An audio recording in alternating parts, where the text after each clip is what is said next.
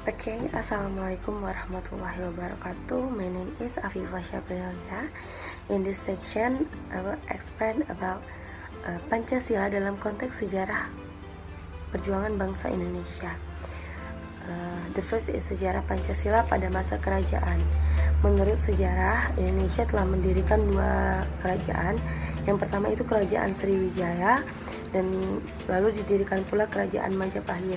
Nah, kedua zaman ini bisa dijadikan sebagai tonggak sejarah bangsa Indonesia, karena pada masa itu Indonesia telah memiliki syarat-syarat sebagai sebuah negara, yang mana Sriwijaya maupun Majapahit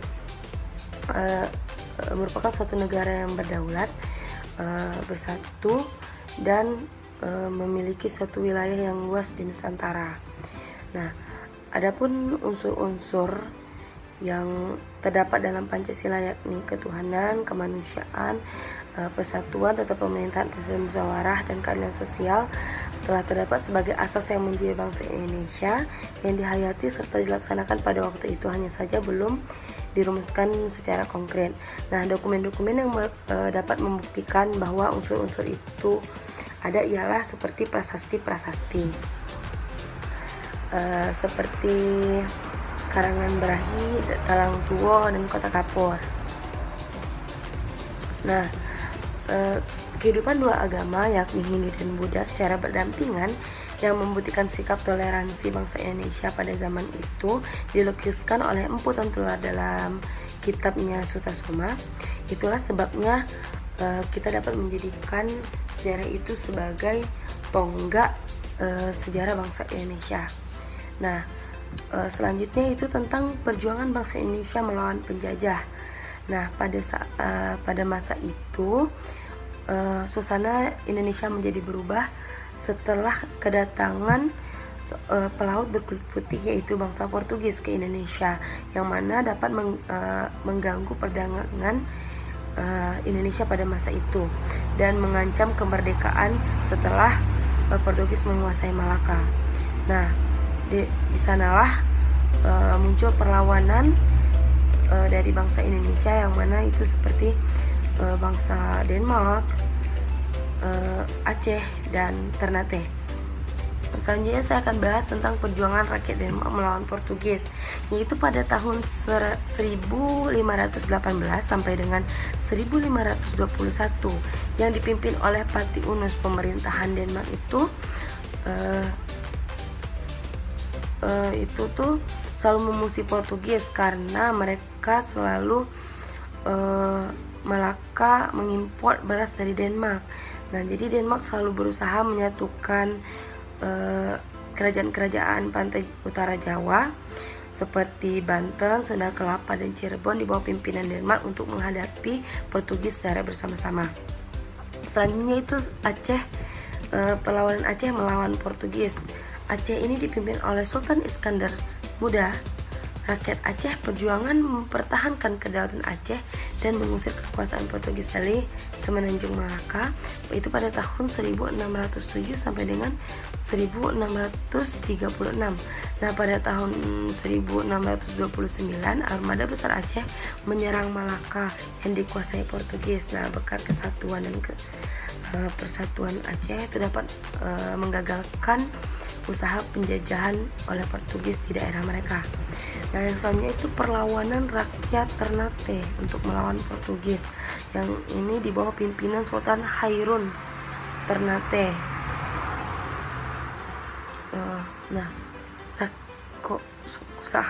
Rakyat Ternate ini menentang kekuasaan Portugis. Nah, lalu karena Portugis mendesak, lalu menawarkan perdamaian untuk mengajak Sultan Hairun berunding di benteng Portugis.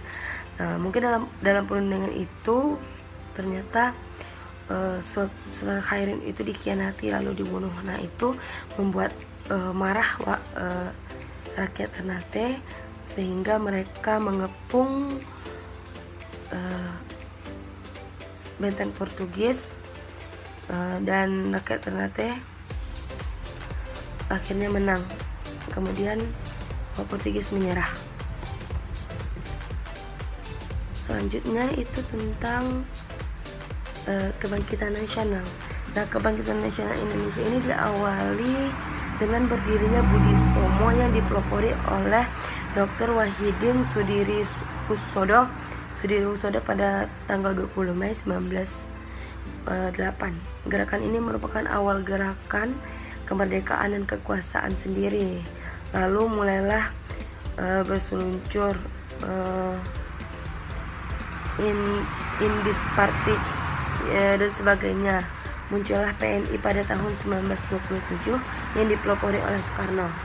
Mulailah perjuangan bangsa Indonesia menitik beratkan pada kesatuan nasional dengan tujuan yang jelas, yaitu Indonesia merdeka. Kemudian pada tanggal 28 Oktober 1928 lahirlah Sumpah Pemuda. Perjuangan bangsa Indonesia pada masa penjajahan Jepang. Pada tanggal 7 Desember 1941 meletuslah Perang Pasifik, yaitu dengan dibomnya Pearl Harbor oleh Jepang.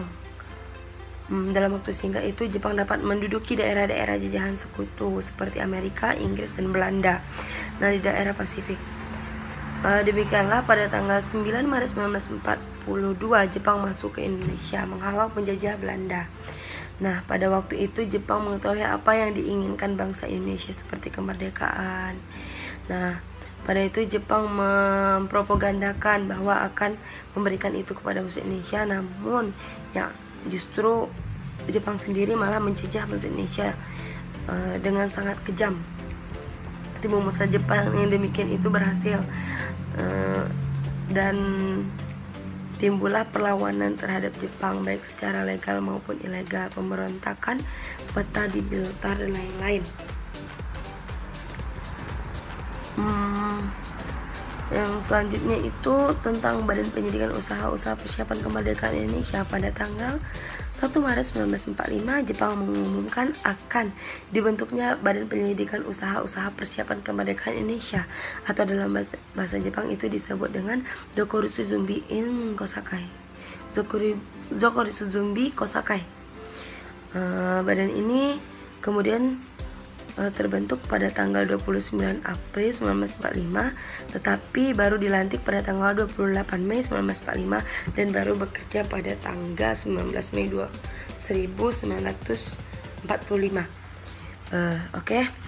Hanya itu yang dapat saya sampaikan. The next material bakal disampaikan oleh the next presenters. Akhirul kalam. Assalamualaikum warahmatullahi wabarakatuh. Assalamualaikum warahmatullahi wabarakatuh. My name is Rahmi Yumia Firdaus and I'm from first group. Sidang BPUPKI pertama. Dalam upaya merumuskan Pancasila sebagai dasar negara yang resmi, terdapat usulan-usulan pribadi yang dikemukakan dalam Badan Penyelidik Usaha Persiapan Kemerdekaan Indonesia, yaitu dari Mr. Muhammad Yamin, dari Profesor Dr. Supomo, dan yang ketiga dari Insinyur Soekarno. Ide-ide tersebut bisa kamu lihat di slide yang kami buat. Panitia kecil atau Panitia 9 bekerja keras merumuskan rancangan pembukaan Undang-Undang Dasar 1945 yang nantinya harus mengandung asas dan tujuan negara Indonesia merdeka. Akhirnya, tugas itu terselesaikan pada tanggal 22 Juni 1945 yang dinamai Piagam Jakarta sesuai dengan nama yang diberikan oleh Mr. Muhammad Yamin. 9 anggota BPUPKI membentuk panitia kecil yang diketuai oleh Insinyur Soekarno. Anggota-anggotanya bisa kamu lihat di slide PowerPoint. Sidang BPUPKI kedua, tanggal 10 Juli sampai 17 Juli 1945. Sidang kedua membahas rancangan Undang-Undang Dasar beserta pembukaannya. Panitia perancangan Undang-Undang Dasar yang diketuai oleh Insinyur Soekarno menyetujui bahwa pembukaan Undang-Undang Dasar diambil dari Piagam Jakarta. Untuk merumuskan Undang-Undang Dasar, panitia perancang membentuk lagi panitia kecil yang diketuai oleh Profesor Dr. Hussein Ya, pada tanggal 14 Juli 1945, Insinyur Soekarno melaporkan hasil kerjasama Panitia Perancangan Undang-Undang Dasar, yakni yang pertama pernyataan Indonesia Merdeka, yang kedua pembukaan Undang-Undang Dasar, yang ketiga Undang-Undang Dasar atau batang tubuh Undang-Undang Dasar. Akhirnya, sidang BPUPKI menerima hasil kerja panitia itu. Setelah berhasil menyelesaikan tugasnya, BPUPKI dibubarkan pada tanggal 7 Agustus 1945. Sebagai gantinya, dibentuk Panitia Persiapan Kemerdekaan Indonesia atau yang biasa kita sebut PPKI pada tanggal 9 Agustus 1945. Assalamualaikum warahmatullahi wabarakatuh. Hello, my name is Irwanto Wahid. You can call me Wahid. And now I wanna explain to you all about my material, and I continue the explanation before my friends explanation before. So my part is proklamasi kemerdekaan. So did you know about the proklamasi kemerdekaan? Okay, I wanna explain it.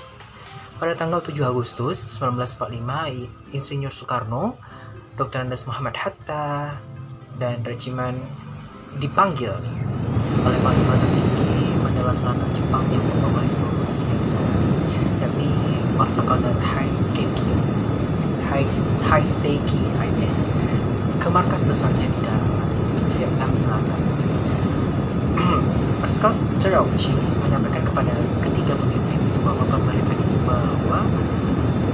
Jepang telah memutuskan untuk memberikan kemerdekaan kepada Indonesia sesuai dengan BPUPKI. Para anggota BPUPKI kecuali yang kewarganegaraan Jepang yang bertugas mempersiapkan kemerdekaan Indonesia sebagai ketuanya adalah Insinyur Soekarno dan Andes Muhammad Hatta sebagai pimpinan. Jadi kita lanjut ke berita penyerangan Jepang kepada sekutu pada tanggal 15 Agustus 1945, yang mana telah diketahui oleh sebagian pemimpin Indonesia, terutama para pemimpin muda.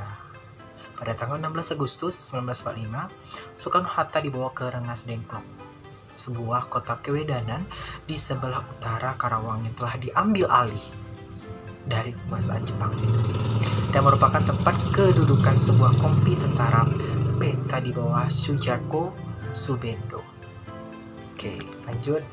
Setelah tiba di Jakarta dari Rengas Dengklok, Soekarno dan Hatta langsung dibawa ke rumah Laksamana Muda Maeda, seorang kepala perwakilan Angkatan Laut Jepang di Jakarta, tempat Ahmad Subarjo bekerja sebagai stafnya. Lalu, pada malam itu, Soekarno-Hatta menemui Kepala Pemerintahan Umum Mayor Jenderal Nishimura untuk menjajaki sikapnya. Ternyata takut disalahkan oleh sekutu. Dengan demikian, proklamasi kemerdekaan memang harus dilakukan terlepas dari campur tangan Jepang. Pada malam itu juga dimusyawarahkan dan dilaksanakan pembicaraan tentang pemusyawaratan teks proklamasi yang baru dimulai pada pukul 23.00 atau jam 11 malam, dihadiri oleh para tokoh Insinyur Soekarno dan Dr. Muhammad Hatta, Mr. Ahmad Subarjo, dan para anggota PPKI, serta para tokoh pemuda yang antara lain seperti Sukarni, Sayuti, Malik, DM Diah, dan Basudiro. Nah, lanjut, konteks proklamasi yang telah disusun lalu dibawa ke sebuah ruang di depan yang dimusyawarahkan. Saat itu timbul persoalan tentang siapa yang akan menandatangani teks proklamasi tersebut. Carol Salim menyatakan setuju jika teks proklamasi ditandatangani oleh anggota PPKI sebab badan dibentuk oleh Jepang.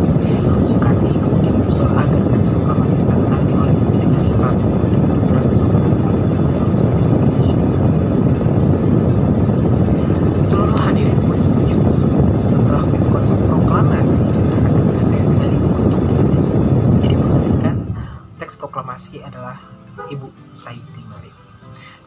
penelitian saya itu mengadakan perubahan sedikit kata, yaitu kata tempoh dan wakil-wakil bangsa Indonesia diubah menjadi atas nama bangsa Indonesia.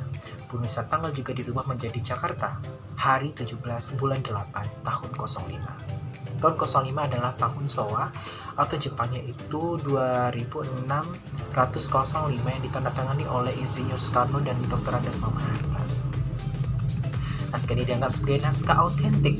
Perumusan teks proklamasi hingga penandatanganan baru selesai pukul 4 pagi. Nah, proses pengesahan teks proklamasi tersebut diberikan pada saat upacara proklamasi 17 Agustus 1945. Selanjutnya tentang proses pengesahan Pancasila sebagai dasar negara. Sehari setelah proklamasi kemerdekaan, tepatnya pada tanggal 18 Agustus 1945, PPKI mengadakan sidang yang pertama. Dalam sidang itu, mereka mempersilahkan atau menghasilkan beberapa keputusan penting. Antara lain, yang pertama mengesahkan UU Undang-Undang Dasar yang sebelumnya telah dipersiapkan oleh BPUPKI yang sekarang dikenal sebagai Undang-Undang Dasar Negara Republik Indonesia 1945. Yang kedua, memilih Insinyur Soekarno sebagai presiden dan Dr. Muhammad Hatta sebagai wakil presiden dalam masa peralihan. Itu ini yang ketiga nih ya. Dalam masa peralihan presiden oleh sementara waktu akan dibantu oleh sebuah komite nasional. Dalam sidangnya yang pertama pada tanggal 29 Mei dengan tanggal 1 Juni 1945, badan ini membahas asas-asas dasar negara Indonesia merdeka. Dan sebagai hasil dari pertemuan ini lahirlah sebuah kata yang disebut dengan Pancasila. Dalam sidang kedua pada tanggal 10 Juni sampai dengan 16 Juli 1945, pada tersebut menghasilkan rancangan Undang-Undang Dasar setelah mengalami beberapa perubahan oleh PPKI. Rancangan inilah yang kemudian disahkan oleh Undang-Undang Dasar 1945. Rumusan rakit Pancasila yang benar dan berlaku secara tercantum dan bukan Undang-Undang Dasar Negara Indonesia tahun 1945. Mungkin hanya itu secara penjelasan saya tentang teks proklamasi dan disahkan Pancasila tahun 1945. Semoga penjelasan saya ini jelas dan teman-teman sekalian mengerti dengan penjelasan saya tersebut. Sebelumnya saya berterima kasih kepada dosen yang telah mempersilahkan saya untuk mempresentasikan presentasi saya kali ini. Dan terima kasih juga kepada teman-teman yang sudah mendukung saya di grup ini, di kelompok 1, dan teman-teman lainnya, teman-teman di kelas 1B ini. Terima kasih atas perhatiannya. Akhirul kalam, wabillahi taufiq wal hidayah. Assalamualaikum warahmatullahi wabarakatuh.